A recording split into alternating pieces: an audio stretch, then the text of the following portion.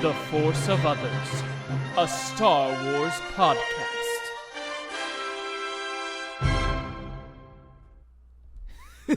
Hello there, and welcome to the Force of Others. I'm Zachary Owen Turner. I'm Matt Boitner. And we're back, episode 9. We got a huge news episode for you guys today. Lots of things to go through, but before we get started, Matt, how was your Star Wars week?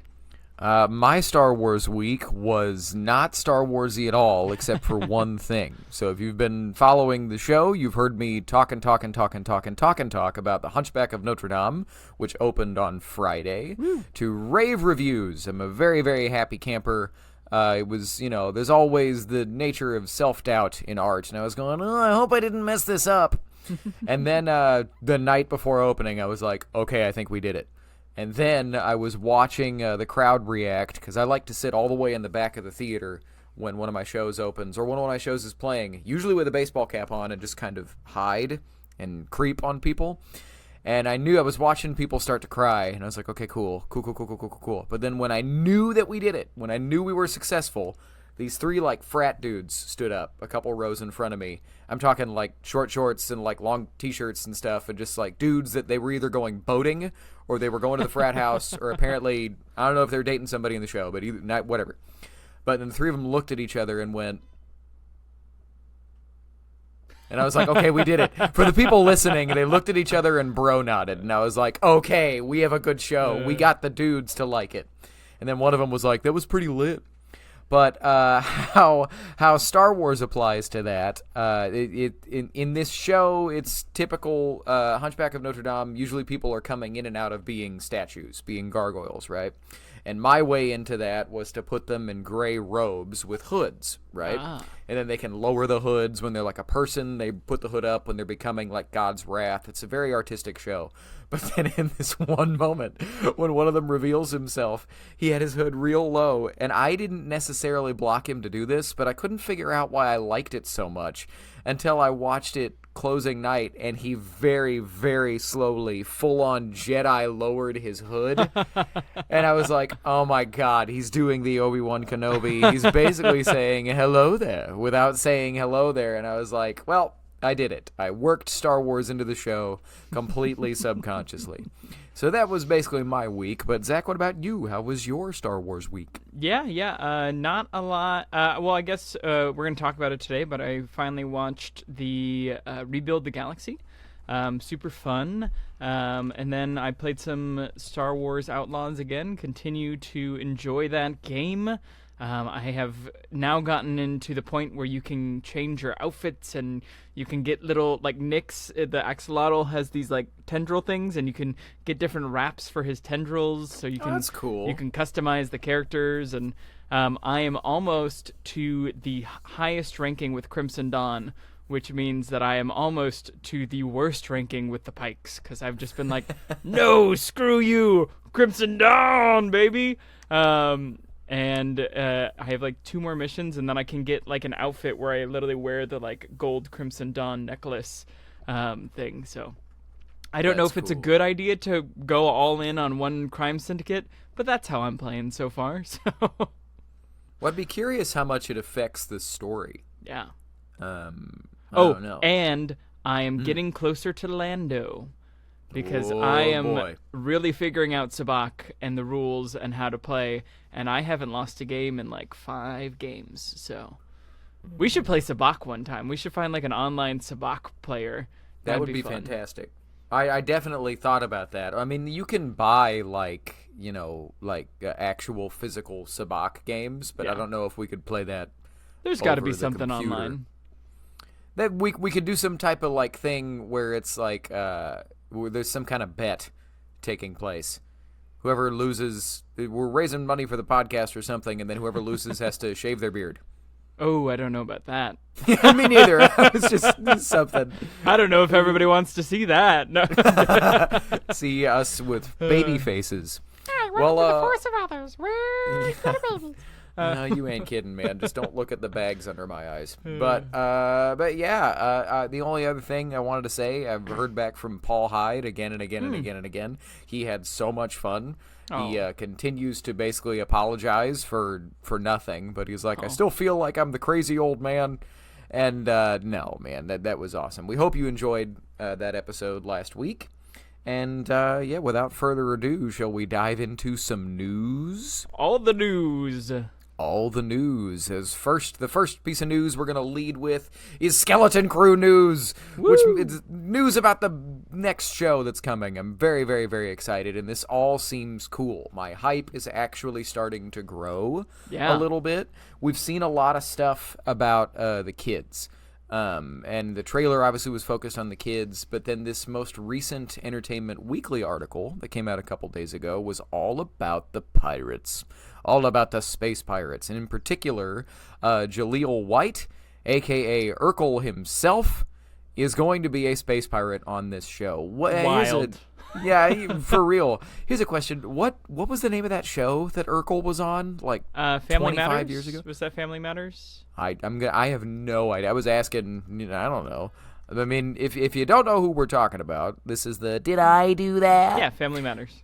There you go. But that is, there will be so many people that have no idea what or who that is. Oh, come on. People know Did I Do That? I mean, this conversation happened with me and some of my students this last week, and they all looked at me like I was turning into a spider or something. They were like, what are you talking about, Matt? Like, what is this? And I'm like, shut up. This is real. I'm not crazy. My only request with Jaleel White playing a space pirate is that at some point he does something evil. The camera pushes in on him, and he goes, did I do that? That would be the dream. I would cheer. Lots of people would be mad. But anyway. Well, yeah, before we go into the actual quotes from this article, do you have any other goofy responses to Jaleel White as a space pirate? I was thinking the same thing. I don't know if I would love it or hate it, but he does have to, like, or I think it would be like, was that my fault? Or like, yeah. Switch, like, the phrasing of it, but we got to get it. I mean, but I'm excited just to see Jaleel White in something new. I mean, I feel like he's kind of been on the back burner for a while.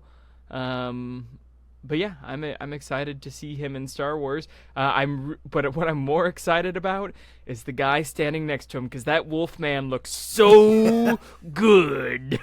Is Shistavanian, I don't know. It's spelled like Shistaavanen. We might maybe know how it's pronounced when the show comes out soon. Also, for our listeners, if you don't know what we're talking about, you can go over to our Instagram. We reposted it. They posted pictures of the pirates on Entertainment Weekly.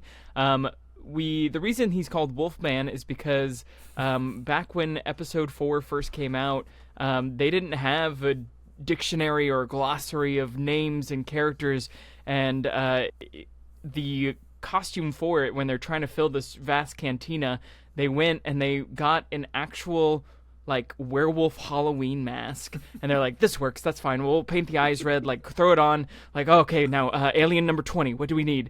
So for a while he was commonly just known as Wolfman. So if you don't know what we're talking about, that's why the fandom calls him Wolfman. Well, and it could be a different Wolfman, or it could be the Wolfman from Star Wars Episode 4, which you might as well. It could. That would be cool. That would be fun, and that would be cute, and only people like us would ever know or care, but I would think that was fun. Yeah. But yeah, so a kind of a silly quote first about these space pirates. Was from John Watts, the showrunner, where he said, our pirates are somewhere between Star Wars pirates and Monkey Island pirates. I think we found our sweet spot. Monkey Island was a series of LucasArts games from the early 90s. It was kind of the early thing of George Lucas funded like video games. Fun fact, I never played a single Monkey Island video game. Zach, did you? No, I have no idea. Well, okay, so this is a blind spot for the podcast. I've heard they are fun and dated, but I don't know. I didn't play them. But it sounds like they're a mix. They're trying to do different things with the pirate peoples. But another quote from John Watts, and this is where it got really, really interesting for me. I don't remember Dave Filoni's job title with Lucasfilm. I think he's now creative. Is he the chief creative officer? I think so. I know that every project has to come across his desk at some point. Yeah. Like, it seems like he has final say. He is the executive vice president. Oh, cool. And Right in on. 23 accept the promotion of chief creative officer. So he's both. Well, he was cool. first. I think he's both, but Okay. he's cool. in charge. Well, good. we love Filoni. Or at least I love Filoni. Do you love Filoni? Like a family member. I thought you were about to say, I don't love him, Matt. I like him. Let's not be weird. Okay, anyway. But John Watts, again, says, what's great about working at Lucasfilm is that they'll let you know if you've gone outside of the boundaries. Dave Filoni is our goalkeeper, which I think that's really fun, that there is acknowledgement within that company that the guy that was trained by George Lucas should be the guy that's essentially being the George Lucas. You know what I mean? There are lots of people that'll say that he should have had more of a say on the sequel trilogy and stuff. Maybe. But at the same time, I can appreciate maybe the trepidation to give a guy that had, at that point, run one Star Wars animated show, good as it was, Clone Wars, but to not give him the keys to the kingdom yet. You know what I mean? You gotta prove yourself a little bit more, and Yeah. yeah.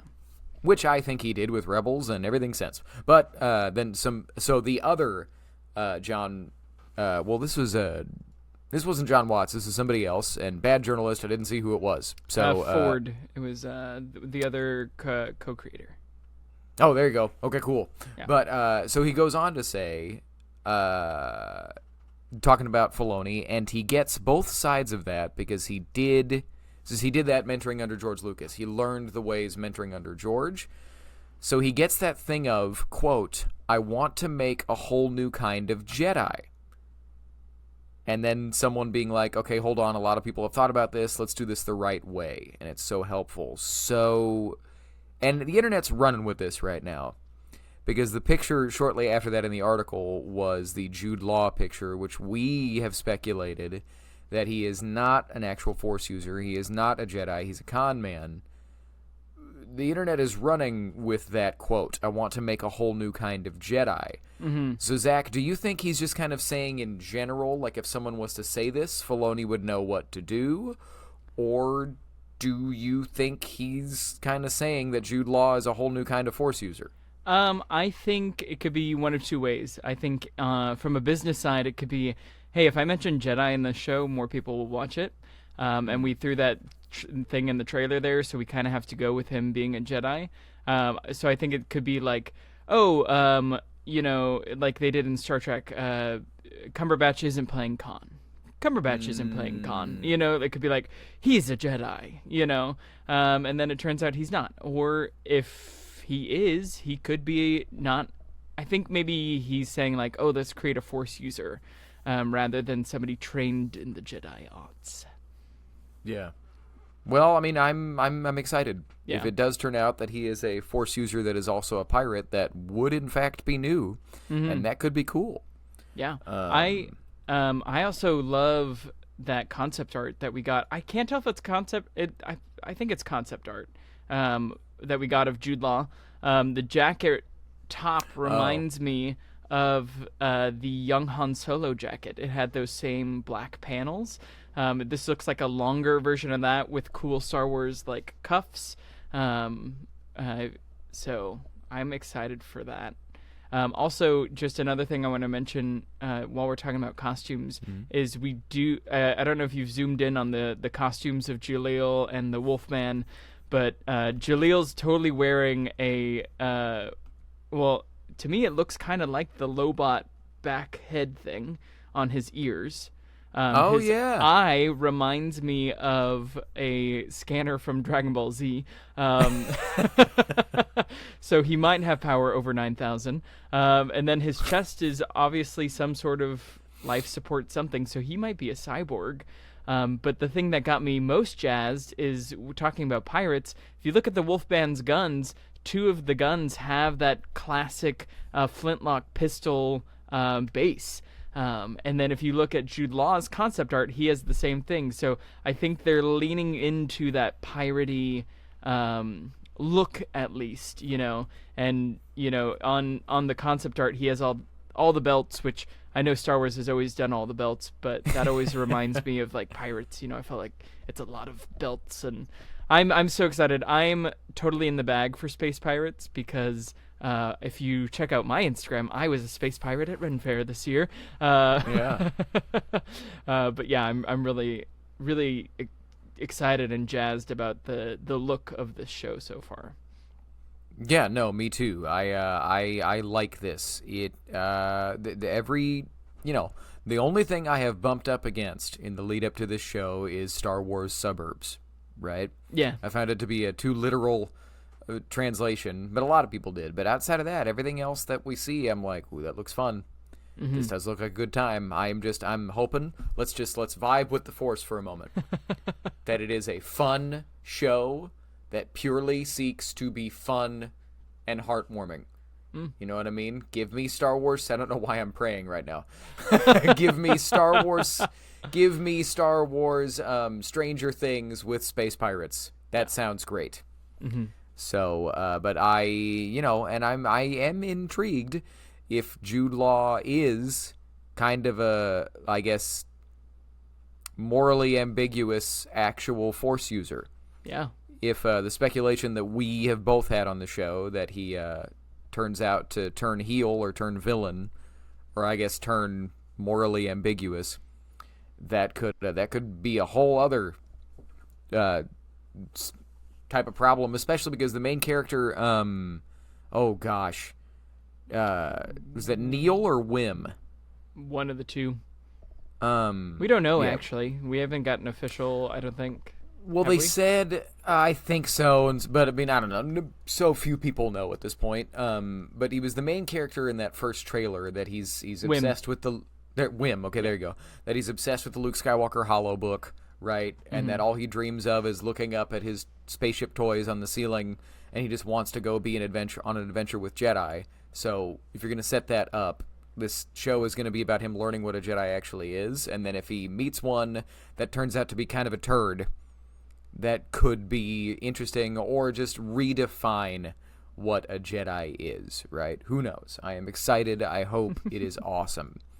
I'm still holding out for Gorian Shard, the Swamp Thing pirate man. Which I looked up pictures. We'll post some pictures online of the Monkey Island. Gorian Shard looks very similar to that main villain. I know in that one he's a monkey, but he has that same like giant beard and like weird like big boxy frame character design. So it's possible. I mean, we haven't seen a pirate leader in this still that we got from Entertainment Weekly. So he could still be the leader. That's true. The only one that we've seen before is Vane from The Mandalorian, and he is there, but he's in the back, so he might not be the guy. Maybe Wolfman's the guy. Who knows? Or I think something I want from it now is you know how fighter pilots have call signs? Yeah. His should be Wolfman. Like Iceman, but can you imagine? He's just like, I mean, I think it's derivative, but whatever. I think it's rude, but fine. That's fun. Okay, well, cool. So, moving on from the actual news into news that breeds speculation. This wasn't leaked, but it popped up on productionweekly.com, which is a website that just kind of gives normal people insights into the trades and insights into things that are being copyrighted by entertainment companies. Lucasfilm is working on something being called Star Wars: Pirates. Now, this could be a working title for the Dave Filoni movie. It could be a working title for Ahsoka Season 2. Could be a working title for Skeleton Crew Season 2. Or it could be something completely new. We don't know if it's a video game. We don't know if it's a movie. We know nothing. Just they have trademarked the name Star Wars Pirates. So, Zach, what are your thoughts on that? My thoughts are twofold. One, it could be a sequel to Star Wars Outlaws. That's true. Just like outlaw, pirate, just kind of things. 2, I hope it's a live-action show that, 1, I get to be in as a pirate in the background. I have a costume, just like put me in, coach. No, I hope it's a live-action or... I could see it as live action or cartoon, but I want it to be like a Hondo Ohnaka led something, and him just kind of like in the underworld doing things. You could even go through his entire life, but a Hondo something would be cool. And they've put him in live action in the parks, so we know that he can look pretty accurate. He was in the Star Wars Outlaws game, apparently. I haven't gotten there yet, but when I do, I will let you all know. And yeah, so I hope it's a live action thing. That being said, I think it's doubtful, being that they are reducing the number of shows that they're doing, for it to be live action. Unless Skeleton Crew just is like, banger, and they go, okay, cool, season 2 Skeleton Crew. We had abandoned the kids because they've completed their journey, and now we have the pirates. Yeah. Well, and it's so that's interesting. I hadn't thought about a couple of those things. I hadn't thought about an Outlaws sequel. That would be cool.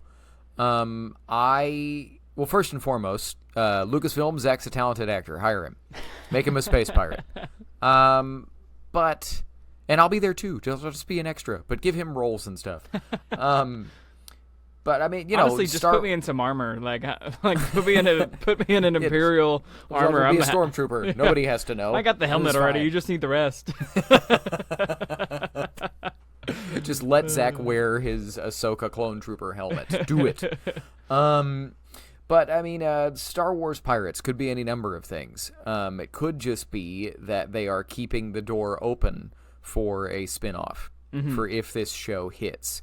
The biggest thing that it could be that you pointed out, what if Star Wars Pirates is the next animated show? And it could, you talk about being led by Hondo Ohnaka. The piece of Hondo Ohnaka storytelling that we haven't gotten was how he went from like height of crime in Clone Wars to him and the pig guy on Rebels. Oh yeah, and that's all he's got, I think Hondo might be the only Clone Wars character with an ellipsis at the end of his story that didn't show up on Bad Batch. He's the only one. Yeah. Everybody else, they closed all the other, loops on that show, but they did not mention Hondo Ohnaka. So, it could be a fun, different animated show. We've seen a lot of the same stuff, but if this was full-on criminal underworld, we might be entering the criminal underworld era of Star Wars storytelling. I'm here for it. Which I will maintain that we summoned.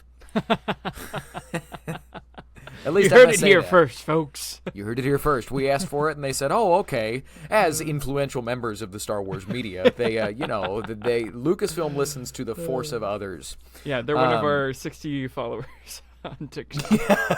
Yeah. Hey, we're at 79 as of today on YouTube, so we're just, woohoo. But then Zach mentioned Hondo Ohnaka showing up in Galaxy's Edge. Can confirm in my Galaxy's Edge t-shirt. Nice. That I did in fact see him, and I did freak out and barely keep it together. Just quick story. I went to Galaxy's Edge. Oh gosh, I think it was either this May or this June. I don't remember, but it was somewhere in there. And I accidentally was in Star Wars Galaxy's Edge in Disney World on the day that was the 5th anniversary of it opening. And that's what this shirt is. Cool. Completely by accident. It wasn't even my first day there. It was our last day in Disney. I woke up early just to go do the Star Wars stuff one more time. Jenny, my wife, was like, "Fine, I will sleep." I was like, "Okay, love you," and ran to Galaxy's Edge. And there was all this new merch, and I was like, "What's this about?" And one of the workers was like, "Oh, it's the 5th anniversary today." I was like, "What?" And so then I had to buy this t-shirt. Bright Suns. Bright Suns. Yeah, and get a lightsaber there. It's fantastic. I'll show you all mine eventually. But okay, moving on to the next story. So speaking of a new type of Jedi, the new Daisy Ridley New Jedi Order film is unfortunately on hold till 2025. This was via Daniel RPK on Twitter, who is a renowned leaker. And to me, this doesn't seem like anything crazy news-wise. I think they've said, hey, we're going to slow down the Star Wars production. You know, we got Ahsoka, we got this, we got the Mando movie. Ahsoka's filming next year as well. Or no, this year to come out next year. Yes. Something like that.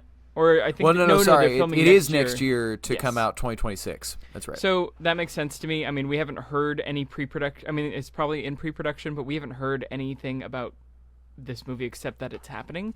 So I think it's actually more news that, hey, it's going to start filming in 2025.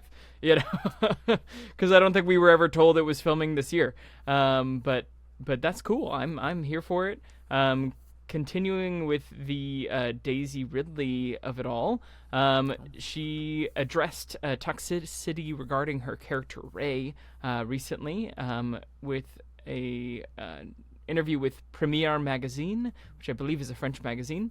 The journalist asked, the way some fans have received Rey has been very violent. Do you feel that? And she says, no. I know that some people have expressed themselves negatively, but I don't pay attention to it because it doesn't really concern me. I can't change the way some men see women. Unfortunately, that's how society works. And then overall, I've been very well received. I've made the choice to focus on the positive. I wasn't forced to come back. If I didn't think the story was worth telling, I wouldn't have come back, and the film wouldn't have seen the light of day. I think this is a great quote. I think I love that she's, focusing on the positive, and I think she's really just a class act, and I'm excited for her film. Matt, what are your thoughts on all of this news?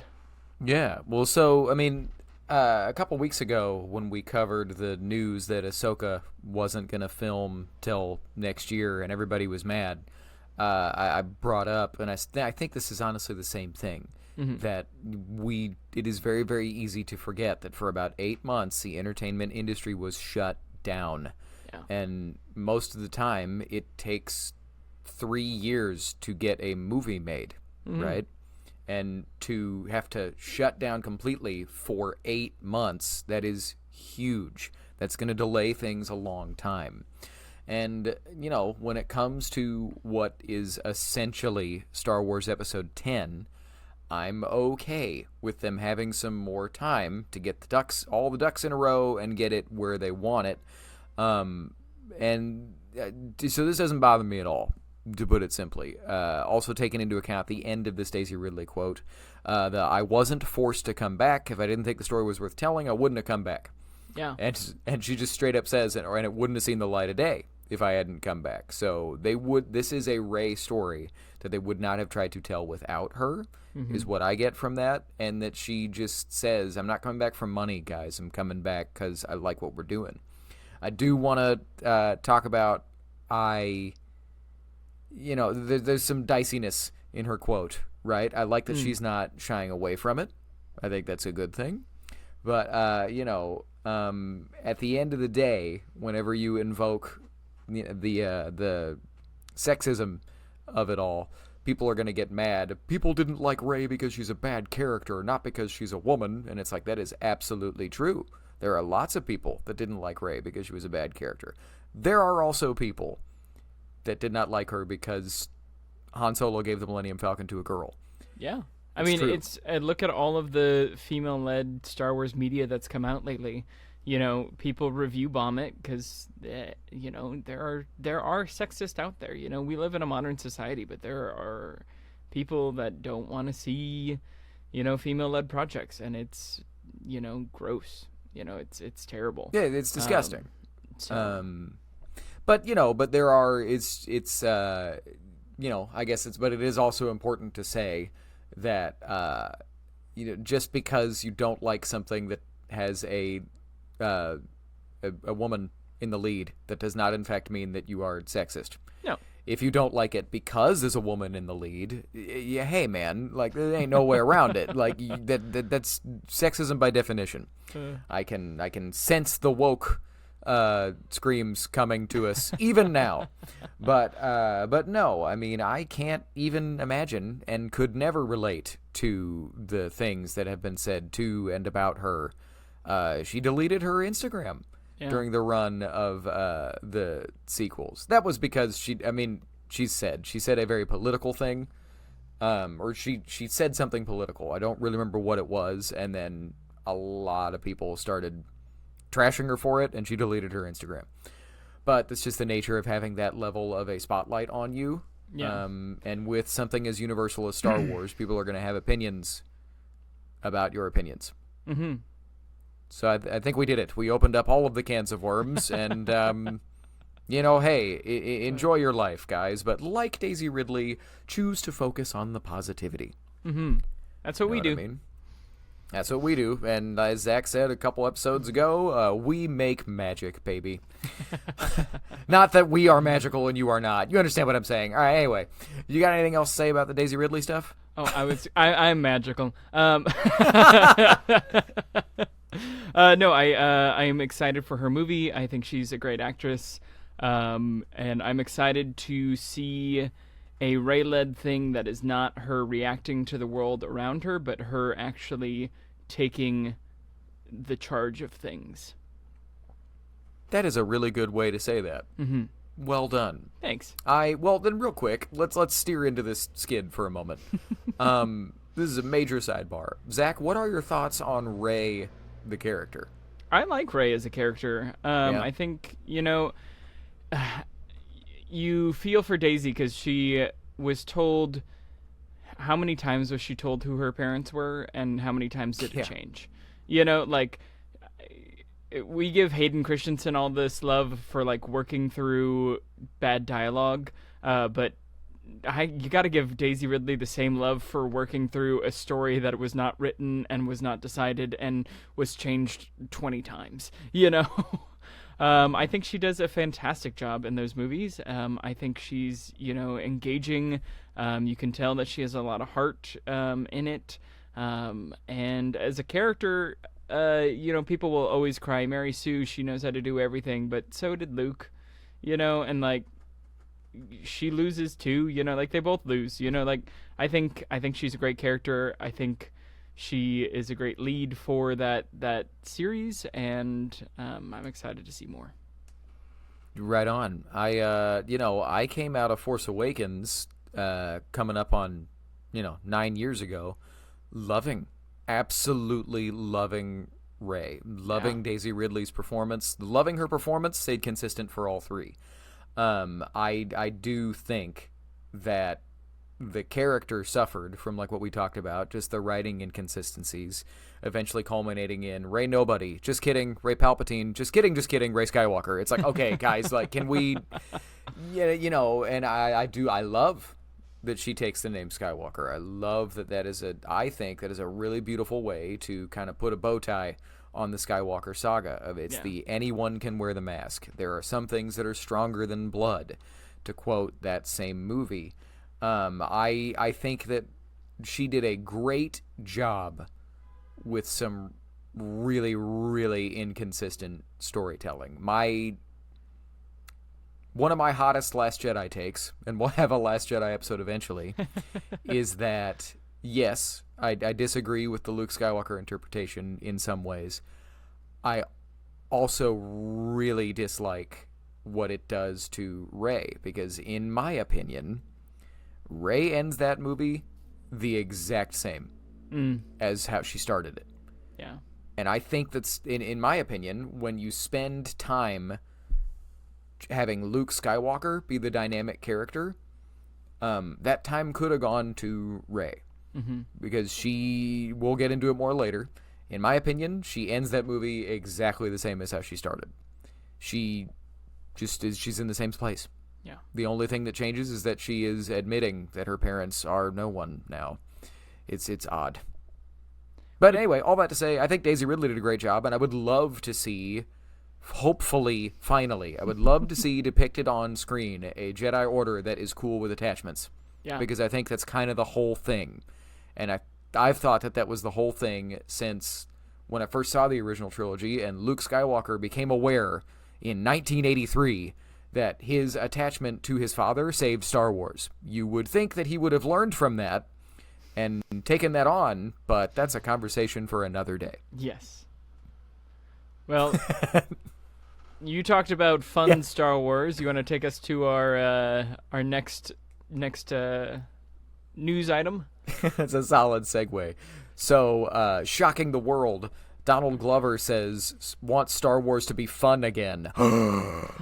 I don't think he was taking shots, but he was talking about this upcoming, nebulous as to when it'll actually happen, Lando film. Mm-hmm. To quote Donald Glover himself, "I just want it to be fun.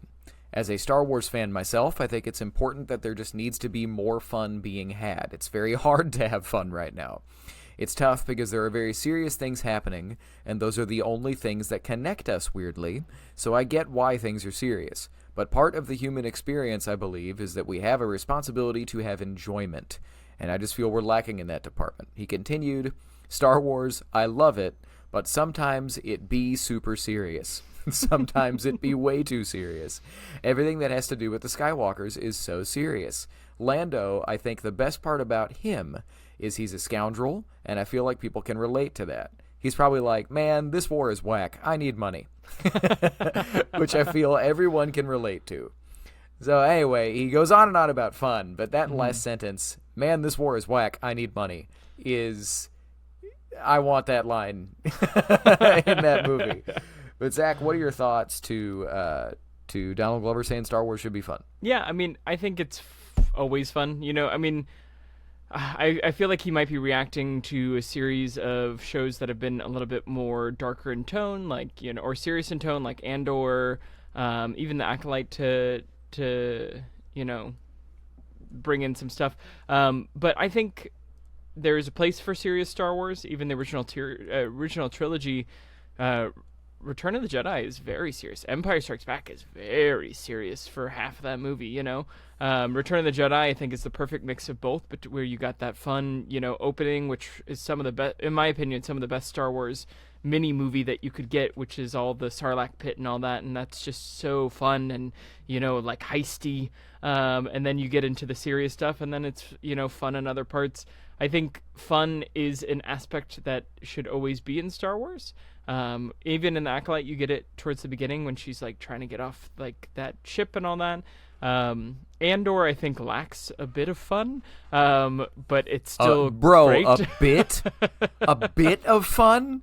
Okay, sorry, keep going. Even Rogue One, I think, lacks a bit of fun.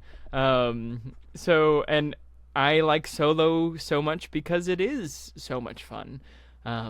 So I see where he's coming from. I love it. I think there is room for both in the vast world of Star Wars. But I'm always down for fun Star Wars. I'm always down for. I mean, one of George Lucas's biggest influences were Flash Gordon and those like serial comics.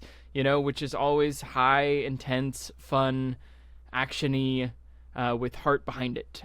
So I'm always down for more fun in Star Wars.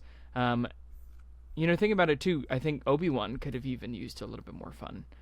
So maybe that's we had a Lance ask us a question, like what is missing from Disney era Star Wars, and maybe it's a little bit of fun.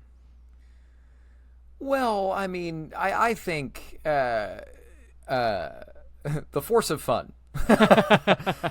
I think that there's been plenty of fun in Disney Star Wars. I think that pacing is really what we're talking about here. Yeah. That like the old George Lucas quote, faster, more intense, right?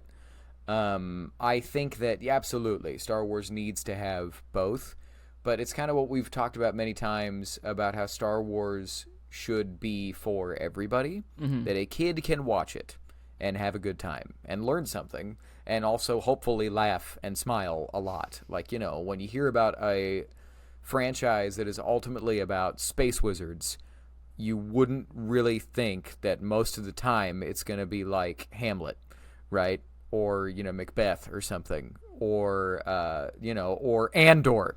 But, because I tell you right now, if you can find me a kid that watched Andor, I would love to have them on the show and talk to them about it. That's what I will say. But I agree with him. I think that if there's a character that should have just fun space adventures, that there is character in them, there absolutely must be a moral and stuff. There must be heart. But at the end of the day, it's like Solo, where we're going to do the Kessel Run, which means we have to fly through a space cloud and escape a giant vacuum-breathing monster that lives outside of a black hole. Yeah. Oh my God, please make that. Where I'm gonna use my ship to slap a TIE fighter. Yeah, that's fantastic. Well, it's like they talked about it.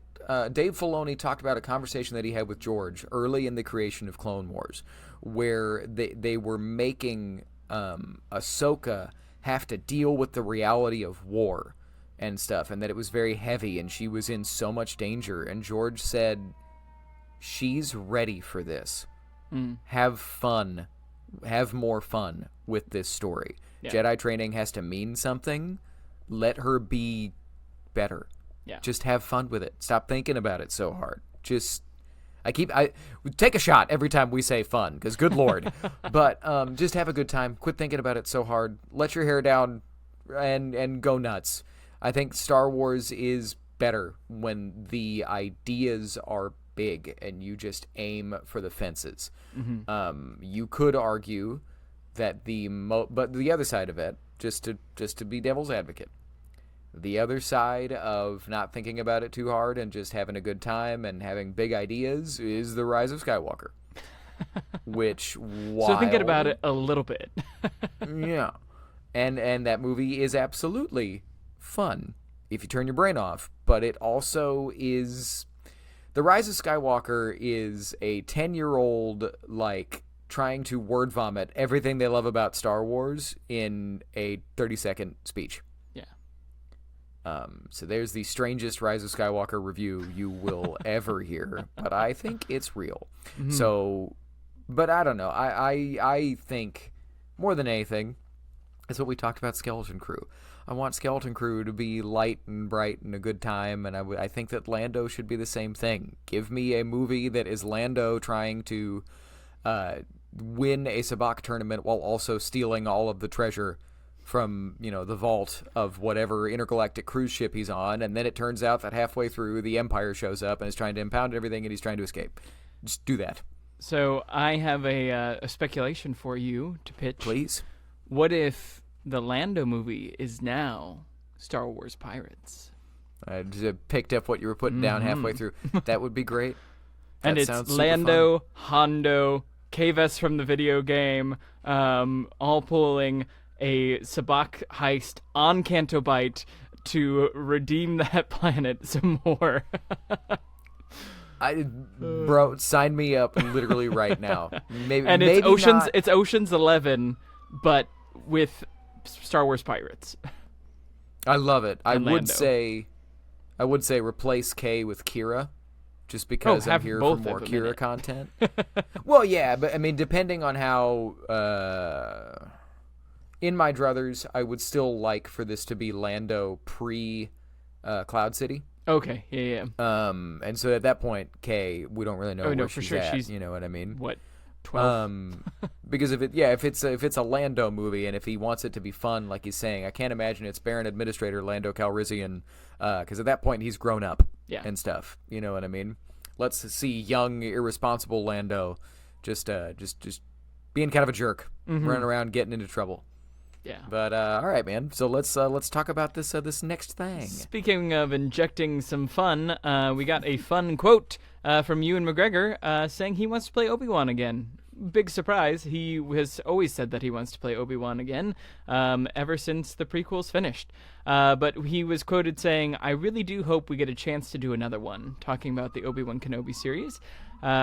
Between where we ended off in the series and when Alec Guinness comes on screen with Luke Skywalker, I think there's a few stories to tell in there. Hayden Christensen also chimed in on this. He said, if it means that I get to do more with Ewan, then that's a no-brainer. But I really hope that he continues with the character. Just as a fan, it's so exciting to get to watch him play Obi-Wan. He's just so good at it. Matt, what are your thoughts? That. We talked about it a lot, but the Hayden Christensen speech at Ewan McGregor's getting a star on the Hollywood Walk of Fame, he says that it was magic to watch Ewan play that role, and he says, I hope we get more Obi-Wan. Yeah. He channels it perfectly. The stupid Obi-Wan Kenobi impression that we both do, it's not really an Alec Guinness impression.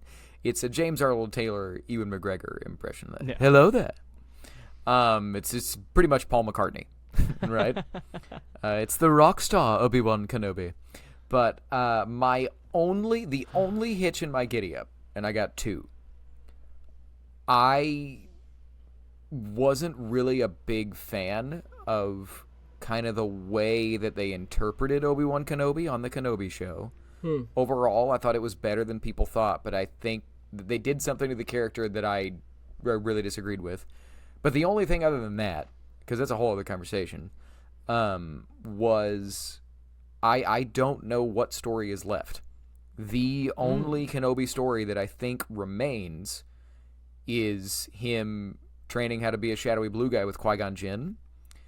And for them to do that in a way that would be tonally similar to what Yoda does on Clone Wars, I think that would be too weird for most people. And Disney would probably say, guys, I don't know about this. And I would be like, you're right. Like, I'll watch, but I don't, Obi-Wan Kenobi traveling to the Force planet and dealing with the dark Obi-Wan, or all that, or whatever it is that he does, whatever Force training he has to do. Because he's, at this point, he has overcome his grief and his, he's overcome all of his trauma from the Clone Wars and from the prequels. So what's left to do for the guy outside of him learn how to be a shadowy blue guy? Well, I think that's exactly what the second season should be. I'm going to pitch it to you. I think it could be, because we saw Qui-Gon there at the end. I think it's Qui-Gon, finding a cave on Tatooine that's similar to the Dagobah tree cave, where he goes in and has to, if he's come over his trauma, you can, put it as a, stinger at the end where it's like, okay, cool, you've overcome your trauma, but let's make sure you have, and let's go through, and you get scenes from the Clone Wars where he messed up, and you get scenes very much like the Way Between Worlds that we got in Ahsoka, but with Obi-Wan going through his story, and then mixing in some of that Mortis cave, Darth Vader cave from the Clone Wars in there, and getting basically a training, and you get your Qui-Gon Obi-Wan movie that you never had, or series that you never had, of him training him. Because I don't think he needs to leave the planet to do it. I don't think he does leave the planet to do it. Maybe seeing a little bit of the future, and just kind of getting from I've accepted all the trauma and I am better for it to I am wise old Obi-Wan. And I know when to lie to Luke, and I know when to tell him the truth, and, Darth Vader killed your father. So that's my pitch for season 2. Yeah, you did get me. And in the cave at the beginning is a crate dragon, so that you have a giant, cool action sequence. Well, you did get me with, and I'm here for more Qui-Gon Jinn content. We stand Qui-Gon Jinn, and I would actually, now I want this solely because I want live action, just proof of everything that we always say. Just double down. Let people know Qui-Gon Jinn is the GOAT. Yeah. Just do it. And there could be some connectivity. Maybe it's not a cave. Maybe a tree cave like Dagobah. Maybe it's the tree that Boba Fett goes to in Book of Boba Fett, where he has his little. Granted, it's to get his gaffy stick, right? Yeah. But maybe that's the Vision Quest into the Tatooine desert. Yeah. All right. Well, So I feel like I teased something that I should bring up, and I think we're gonna have the time. What did you think of the Obi-Wan Kenobi show? And then I'll go into my rant. Again, with all of these Star Wars shows, I think it has pacing problems. I think you did kind of nail it on the head earlier, where it's like, hey, the problem with these shows is where there should be movies, like I feel like there's a lot of content to cut out. I love a lot of what it did. I love seeing young Leia. I think that actress did a fantastic job. Ewan McGregor always does a great job no matter what. So, I think he does a great job in it. I bumped into a lot of the Inquisitor stuff. I don't feel like it was the same portrayal. You should have just brought Jason Isaacs into it. I don't know why they recast him unless it was money. I bet it was money. But I felt like the portrayal of the Grand Inquisitor was not what we saw before. I thought it was slightly lacking. I didn't love the ending with the Inquisitor. I love that Obi-Wan had to go to the Inquisitor planet. I thought that was great, and bringing that into live action. I loved all of his stuff with Darth Vader. The battle was a little overpowered, in my opinion, when it comes to the Force, but it's cool. If you look at it, if it's Highlander rules, where it's like the less Jedi is, the more powerful they are, then they're one of the only two, one of 5 Force users in the world at this time. So sure, yeah, maybe they're more powerful. Which is a piece of Legends that I always thought about, where it was like people always said that the reason Obi-Wan could beat Maul was because Qui-Gon died, and then he got all of his Force powers, and it made him stronger in the Force. But I think that was just people really liking Highlander at the time. Yeah, so I think it was a good series. I have the poster on my wall. I'm happy it exists. But yeah, it like all Star Wars, it has problems. Right on. Well, and I didn't prep you for it, but sorry. So good review. But I will say I overall I liked it, but it did, like I said before, it did something that I just think does not belong in my interpretation of Star Wars at all. It was I actually liked, neither here nor there, I liked the Grand Inquisitor. Really? I did not like the fifth brother. The only way that I'm able to headcanon it is that's a different guy. He looks and acts nothing like the version of that character from Star Wars Rebels. It's not the same person. Yeah. There is a quote that Sam Witwer says from time to time from Dave Filoni, and we don't know what they were talking about, but Sam was saying, hey, this thing that we're doing doesn't tie in with this other canon thing, and Filoni was like, that's good. These are campfire stories. They're not yes, canon, quote unquote, or whatever, but these are legends. These are not literal, not Star Wars legends. It's confusing. I'm mixing my terminology. These are tall tales. They're told around campfires. So in this one, Ahsoka's lightsaber are green. In this one, they're blue. There's little differences because they're being told to different people. Yeah. So that is the way that you could interpret it. But I don't like it because I didn't think he was remotely the same guy at all. To steer away from the Reva stuff, my biggest problem, but to say one thing, I didn't like that she was getting in trouble for doing what an Inquisitor does. I didn't think it made any sense. It's like, you're being too ruthless. It's like, I'm an Inquisitor. Have you watched Rebels?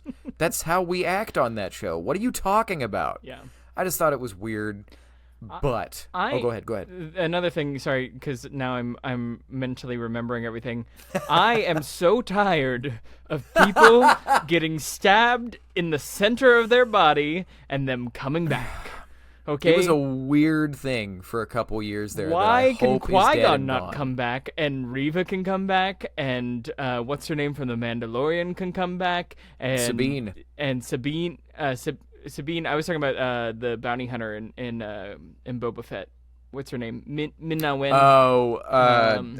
Fennec Shand. Fennec Shand gets to have an entire torso put back, and it's like, but one of the greatest Jedi of all time, like, has to die, and even in the sequels, Rey or Kylo, no, it's Rey. Rey gets stabbed, and she gets to come back. It's like, why are we all getting? Rey doesn't get stabbed. Kylo does, and she heals him. Oh yes, But sorry. but Either right. way, it's Yeah, like, you're right, why you're are right. we? Why is everybody getting stabbed the way that Qui-Gon got stabbed, and everybody gets to come back? Like, That was a weird thing. I hope that is dead and gone. But okay. Oh, go ahead. the one thing I will say about Sabine is they specifically showed that it was like, kind of like kidney area, not down the center of the spine. That's fair. So that's the only one I accept. But Reva and the Grand Inquisitor both get stabbed like in the center of their bodies, and then they're like, "I'm back." And they went out of their way to show that the Grand Inquisitor was dead, was lying on the ground, mouth open, not breathing. It was a weird choice. That was just strange directing, in my opinion. Yeah. But okay, so I teased it. The thing that I really, really did, I really still bump up against in Kenobi, it's two things. That are all really about the same moment. It was the finale. It was that Obi-Wan steroids out on the Force and defeats Vader with power. That's thing one.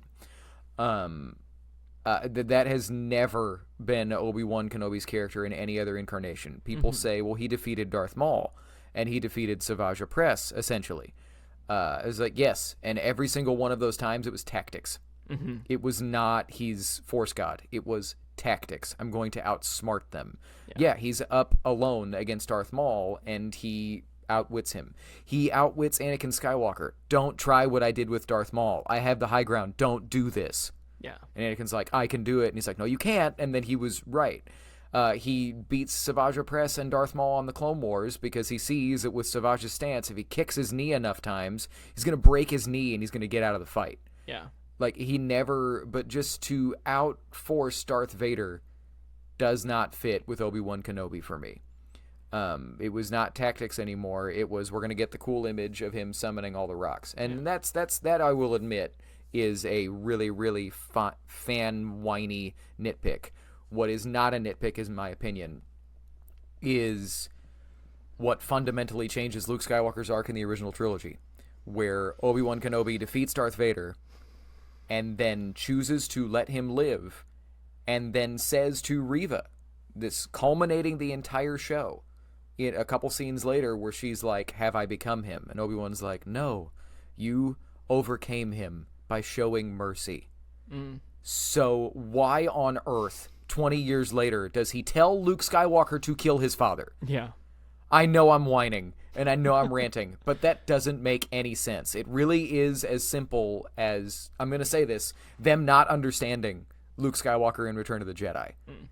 Luke says, I can't kill my own father. In Return of the Jedi, Luke looks at Obi-Wan in the face and says, I can't kill my own father. And Obi-Wan, slaps his knees and says, then the Emperor has already won. You are our only hope. What do you have to gain by now making us reinterpret that moment where we have to squint for it to make sense and just kind of assume, well, he's baiting Luke because he knows that Luke has to figure that out for himself? That, I don't know. Am I being crazy? Does this make any sense? No, I mean, I agree with you. To me, I truly despise that writing. It doesn't make it. I don't buy it. But tell me, am I crazy? I don't think you're crazy. I mean, I feel like a lot of these shows don't go back to the originals and be like, hey, is this going to create a giant plot hole? And they're like, yeah, whatever. They're like, we're going to do what we want. But I don't know. I think because he can't kill him, so the only thing is, maybe he thinks that him not killing him there, seeing what the Empire does over the original trilogy, he's like, oh, if I would have just killed Darth Vader during that fight where I chose to walk away, so much of it's the Batman Joker dilemma. He's like, oh, I won't kill him, and then Joker kills 20 billion people, and he's like, oh, I won't kill him. Whereas maybe Obi-Wan's like, oh, I should have killed him on that planet, and and otherwise, because he killed so many people as part of the Galactic Civil War. So that's the only way I justify it.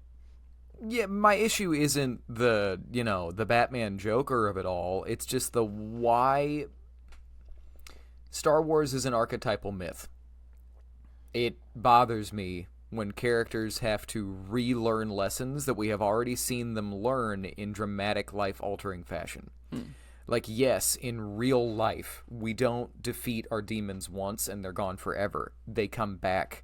We have the same demons till the day we die. That's just the nature of our lives. But I have never had to face my personal problems in a life and death situation and then defeated them with a philosophy and having learned a new truth. That would do it.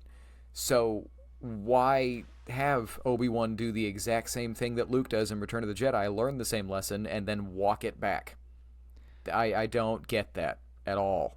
Maybe go ahead. I mean, maybe he thought he learned the lesson, and then more evidence comes along, and he's like, "Oh, maybe I was wrong." I just think that makes the writing inconsequential, though. You know what I mean? Well, it's a TV show. It's not a movie. Well, but see that I don't like that. I want it to all have the same thematic core, and I'm gonna be honest. You can completely contradict another story, but have the character arcs and the moral philosophy be in line, and I'll vibe. That's fine. And I do like that we got to see Obi-Wan overcome his demons in that way. But this is one of the few things that I think Legends has done better than canon. I will give this. The core of this Obi-Wan Kenobi show is one of the last chapters of a book from Legends that I believe was called The Rise of Darth Vader, where in a couple pages, it basically does the same story that Obi-Wan Kenobi did, where Obi-Wan is in a bar, kind of watching after Luke and Beru, right? Just from afar, keeping his distance, watching. He overhears that someone named Darth Vader is still out there, and he's like, what? And loses his mind, finds out that Anakin is alive, is freaking out, what am I supposed to do? Qui-Gon reaches out to him and says, and I'm going to butcher the quote, but he basically says that, like, yeah, Anakin's still out there, and the only hope to redeem him is Luke. Look after Luke. And that's Obi-Wan's reason for being from then on. Yeah. So this ultimately, the show told that same story of finding out that Anakin was alive and then being convinced that Luke is the path forward. They just did it in a different way. I think you could have had Vader just beat him. Vader just beats him, and then leaves him in a pile of rocks. And Obi-Wan, and then that moment is him going, it's fine. I can't get through to him. Or I can't do this. Maybe Luke will be strong enough to do this, to defeat him. And I think that just would have been cleaner, and it would have made more sense with the first 3 Star Wars movies. So there's my whiny, I didn't get what I wanted out of a show rant. But anyway, so that came out of nowhere, but it was fun. All right, so you got any other stuff to talk about Obi-Wan Kenobi, or have we done it to death? I think we've done it. Right on. Okay, so moving on to a totally different type of vibe. The one piece of Star Wars media that we have yet to comment on pretty much at all before today was The Bad Batch. And some news came out that The Bad Batch are finally going to be in comics. There's going to be a Dark Horse mini-series with just some Bad Batch adventures. This makes sense to me because now that show is over, they don't have to worry on stepping on any toes or anything like that, and they can these are now action figures in the sandbox that other creatives are free to play with, right? It's got a lot of different writers, one of which is it's either Michael Morrissey or Michael Morrissey, but I just wanted to bring him up because if you have not read a comic book called Barbaric, you are missing out. I need to mention that it is a hard rated R comic book. So it's not for everybody, but it is just fun. It's pure. We talk about fun in this episode. It's ridiculous nonsense, purely over the top. It looks very Conan. It is very Conan, but it's Conan if Conan was allowed to be ridiculous. He has an axe that gets drunk off of blood that can talk to him. I think the thing is that like this barbarian has been cursed to have to do good with this axe that gets drunk off the blood of evil people. So anyway, ridiculous comic book that is just pure good time. Turn on some heavy metal music and read. But Michael Morrissey has written other Star Wars stuff. I'm a big fan of his things. But yeah, we got some fun Bad Batch comics. I don't know. You have anything to say about that? No, I mean, it's I really liked his quote where he talks about, these are basically 1980s action hero archetypes for these characters. And I'm always down for more Bad Batch, and especially having Tech back. Seeing Tech on the cover, I was like, oh, I didn't even notice. Yes, absolutely. Which means this is probably going to be in the height of the Clone Wars. Never had a non-successful mission, I think they say at one point. So it'll be fun. I don't know how much the characters are going to grow from it, but it will probably be just like high action, high octane fun. So, well, and that's the biggest plus that I can say for the Bad Batch show, where when that got announced, we all said, why is the next animated show Star Wars The A-Team? What are we going to learn about these characters? This is dumb. And then I watched it and I was like, wow, they actually had a lot to say about choice and identity in the face of mind control. Yeah. And I think the only thing I don't like about the Bad Batch is that there was too much of it. At the end of the day, when it's 4 guys with blasters and it's Star Wars A-Team, while they had a lot to say, it's really only going to come down to fighting some type of monster and some type of spaceship chase. And that's really about it on a week-to-week basis. So I think you could have had a fantastic show if it had about half as many episodes. Agreed. But yeah, I think you were exactly right in that they this will be kind of what we thought that show was going to be, which was just their characters aren't going to really grow or change, but it's going to be Star Wars A-Team in the Clone Wars, and that sounds like a fantastic comic book to me. Yeah. So yeah. Well, speaking of fantastic things, our next news item, the Knights of the Old Republic remake of the game is still alive.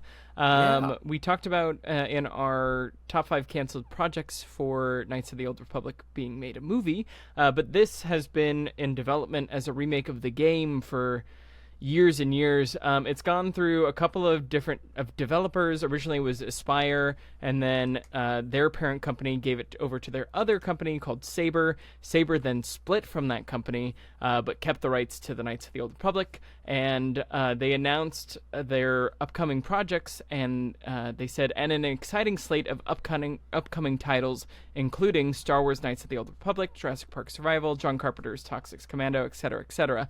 But the first one they mention is Knights of the Old Republic, which to me says that they are actively developing it. And their CEO, Matthew Karch, I hope that's how you say it, Karch, stated, "It's clear and obvious we are working on the remake. It's been in the press numerous times. What I will say is that the game is alive and well, and we're dedicated to making sure we exceed consumer expectations."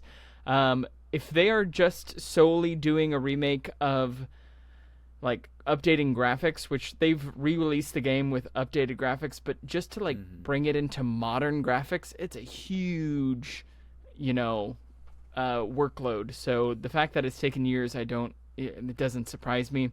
What I think they're probably doing, though, to exceed consumer expectations is to redo a lot of the gameplay, probably take it away from, well, I don't know. With the success of Baldur's Gate, they might not take away the turn order mechanics, but if they can make it more like Baldur's Gate, which is a game that I love and have sunk hundreds and hundreds of hours in, then great.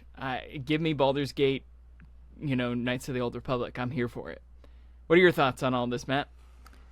Yeah, I to be perfectly honest, I truly hope That's what it is. I would wager they are at least going to update the style of turn-based combat present in the game. You could at least do what it's like in Star Wars: The Old Republic, where the game doesn't pause. You're pushing keys. If you don't know what we're talking about, the way the original Knights of the Old Republic game works is you're telling a story that you have lots of choices in. You get to choose all the things your character says in every social interaction with lots of different non-player characters. It's a true role-playing game, right?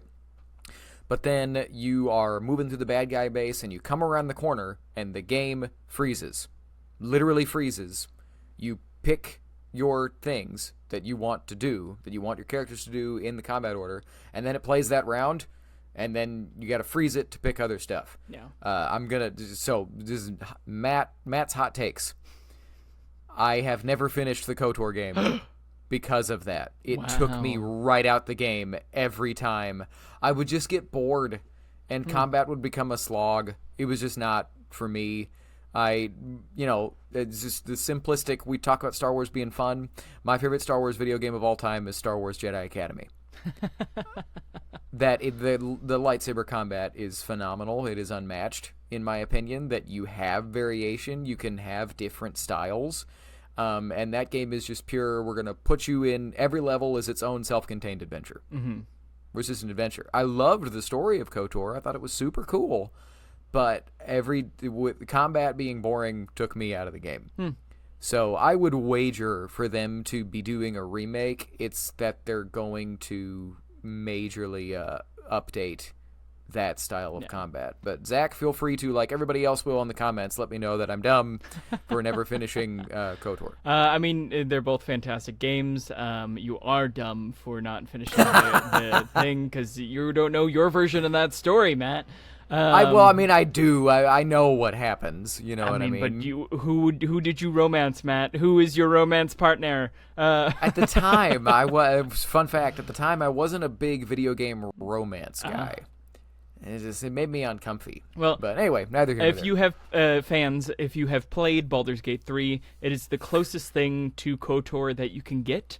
It runs very much like a Dungeons and Dragons game because that's what it's based off of, and the KOTOR original was based off of the Dungeons and Dragons 5e, or not 5e at the time, but the system. You have charisma, strength, dexterity. It's literally built around D&D mechanics. So if you're a fan of Dungeons and Dragons, if you're a fan of Baldur's Gate and haven't played KOTOR, I recommend it. And if they're updating it, I hope that they take the success of Baldur's Gate and how quickly that battle does move, because it does move quicker than KOTOR. And if you really look at it from a D&D mechanic, it really plays like D&D. You're just playing 4 characters instead of 1, which also helps. But if they take some of the like greatness of Baldur's Gate, bring it to KOTOR, marry the two, you're going to have a fantastic game, and it will sell like money. Well, go ahead. No, that's it. That was the end. Oh, I was just going to say real quick, because we keep saying if you've played D&D and you haven't, if you have not played D&D, let me try to sell you on role-playing games really quick, at least video games. This is the best way to create a character, put them into a story, and have almost free reign as to what you want to do. Yeah. That's what makes these games great. For role-playing game fans that are listening to me, they're all like, yeah, I know, but everybody else... most of my young life got turned off by a game as soon as it was something that I had to build them up and there was math involved. I got bored because, again, I'm lazy. But once I understood, I can make them good at what I want them to be good at, right? And then I can do basically whatever I want to do within the game. I went, this is incredible. I get it now. So there's me selling you on role-playing games. Mm-hmm. And if you don't know what we're talking about, KOTOR is Knights of the Old Republic. I just realized there might be some people that are like, what is KOTOR? So who knows? All right. So we had a new piece of Star Wars media this month, which is Star Wars Lego Rebuild the Galaxy. This is the second of these kind of Star Wars kind of what if-y, let's just play around with Lego, and they seem to be given free reign the Keys of the Kingdom because it's a slightly different universe. Matt, what are your thoughts on Rebuild the Galaxy? We have funned to death. We have killed that word for all time. We've said it so much, but this is the epitome of pure nonsensical, don't think about it, fun. I had such a good time with this movie. Before I say anything else, my overall thoughts on the Lego Star Wars comedy stuff. This is some of my favorite Star Wars parodies ever. This is my favorite Star Wars parodies ever.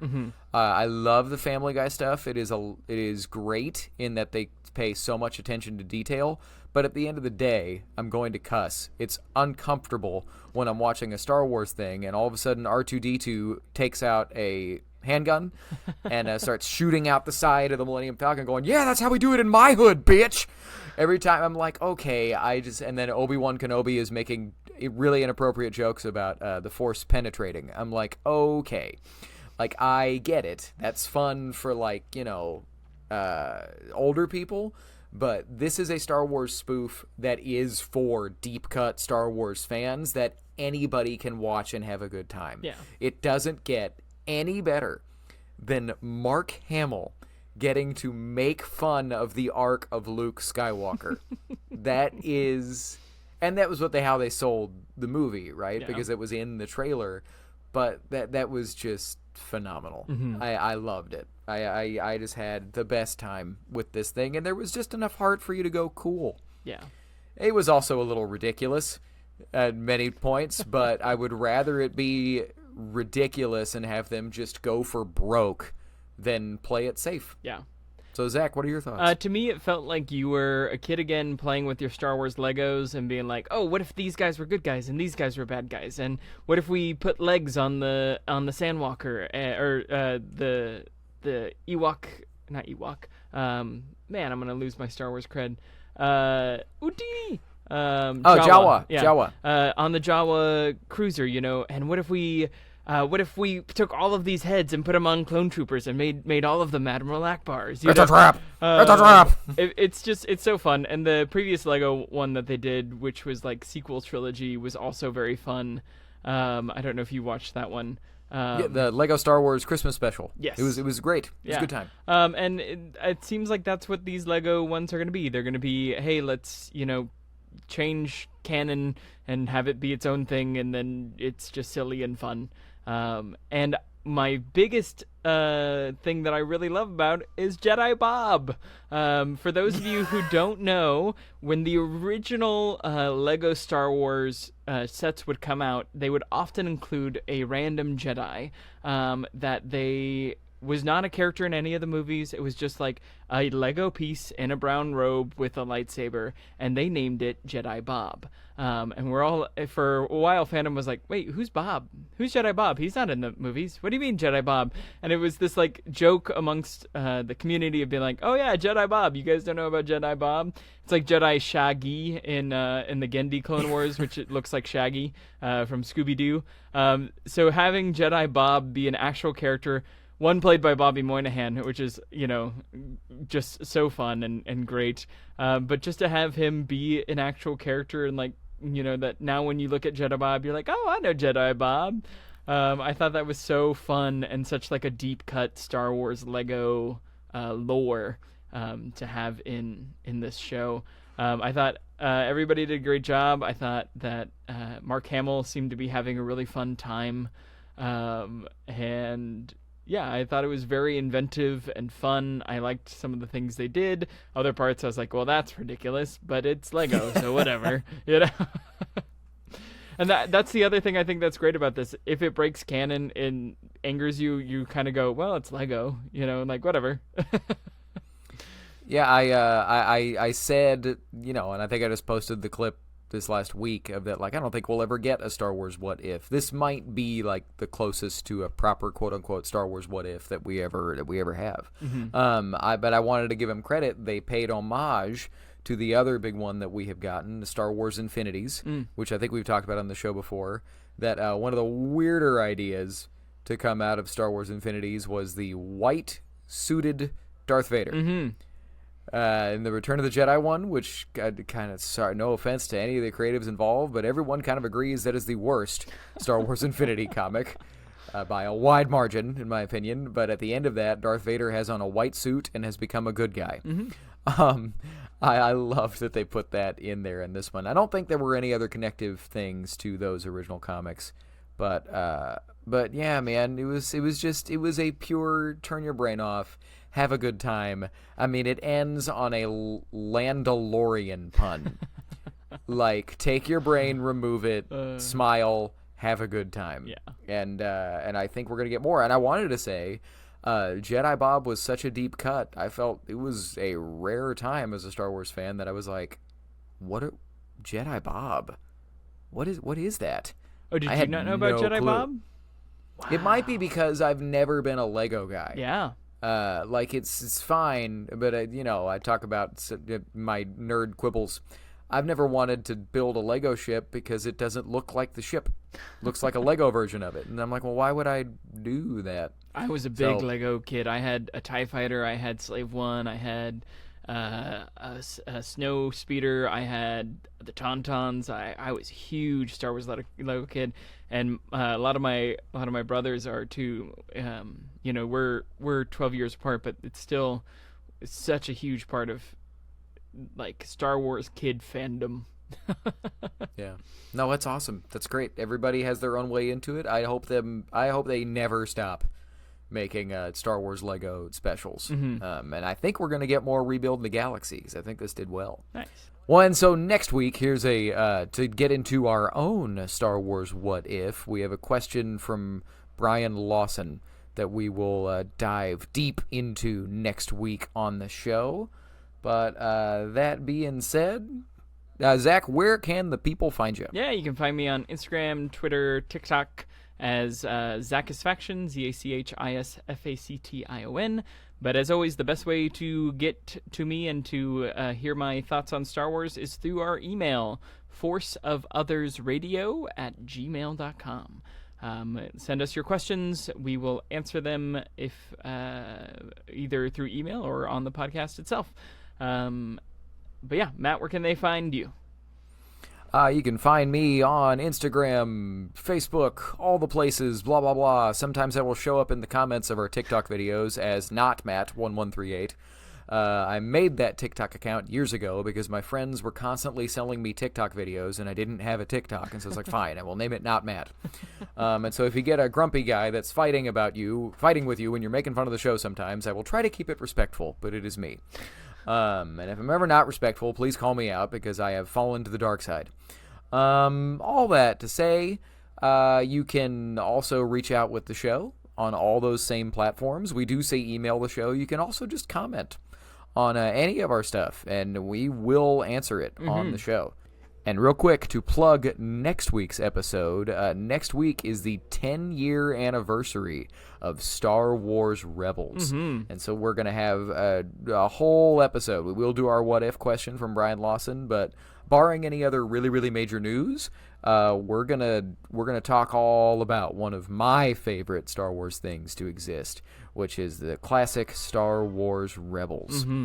And somebody on Zach's street also agrees that Star Wars Rebels is awesome. I don't know if those horns are gonna make it onto the show, but anyway, we talked about everything today. We talked about Star Wars being fun, and in the meantime, go have fun in your real life, and we will see you back on this show soon. Pick up a what is it? Pick up a wrapping paper roll and fight with your friends like a lightsaber, like when you were a kid. That's your homework this week, fans. Yeah. Or if you have a lightsaber, play Star Wars this week. Nah, man, play Star Wars the way we had to when we were kids. Back in our day, all we had was toilet paper rolls, and we were grateful. And that being said, and remember, the force of others will be with you. Always. The Force of Others, a Star Wars podcast.